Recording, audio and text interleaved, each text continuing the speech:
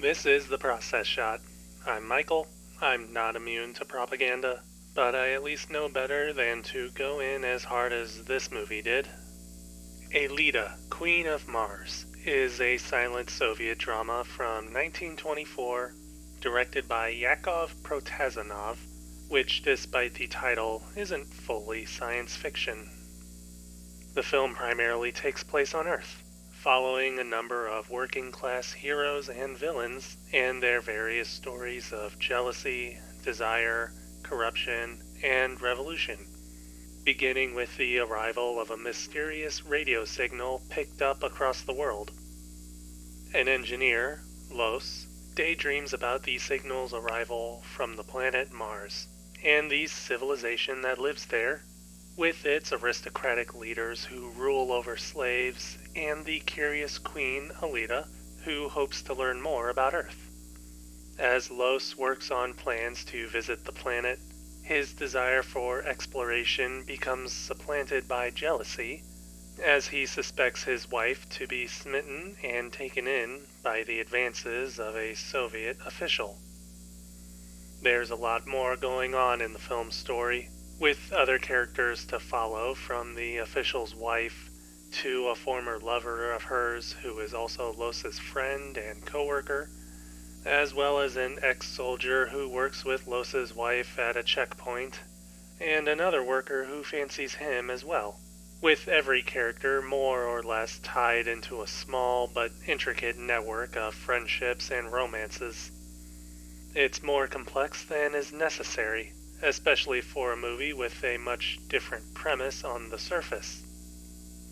We do get various points in the film that cut away to its titular character, but they end up being more like distractions that don't affect the actual plotting of events.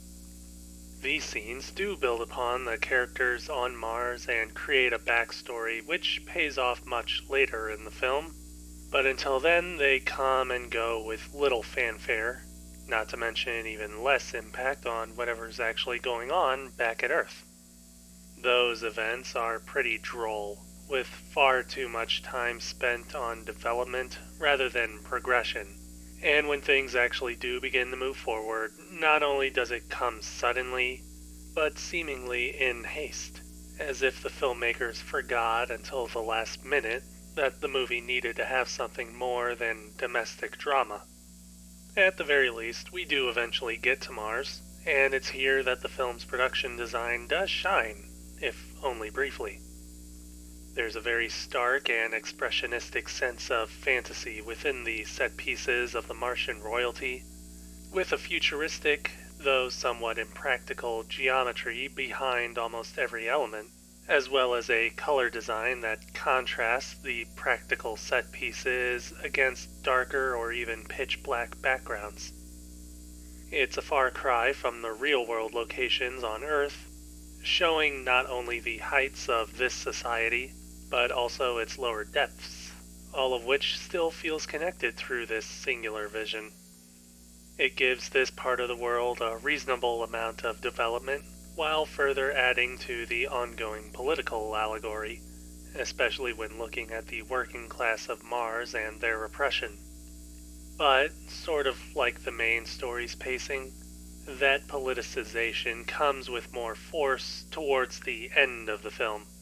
Again, as though the filmmakers forgot that they needed something until the very last minute. And they certainly do cram in as much as they can within the last 10 minutes or so. The end result, which is Aelita, Queen of Mars, is a rather disjointed affair, not so much in its overall production, but in its realization.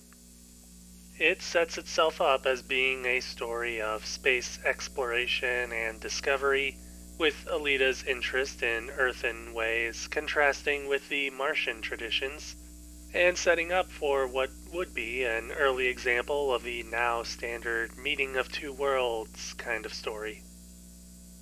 Instead, the film firmly anchors itself on Earth and presents a much less interesting series of events, spending time on what would otherwise be a setup for the more fantastical story, and making it the actual story.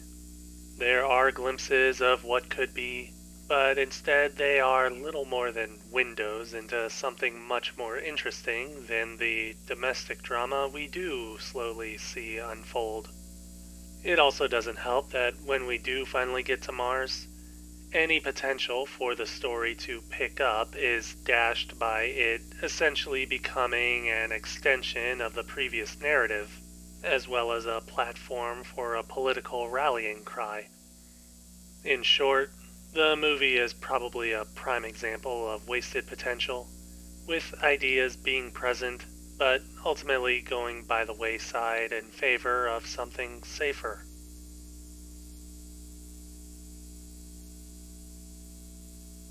Aelita, Queen of Mars. Yakov Protazanov, 1924. 2 stars. I wouldn't really recommend watching it, unless you really want to see the art design of Mars. But then you could probably just look at pictures of it and get the same effect.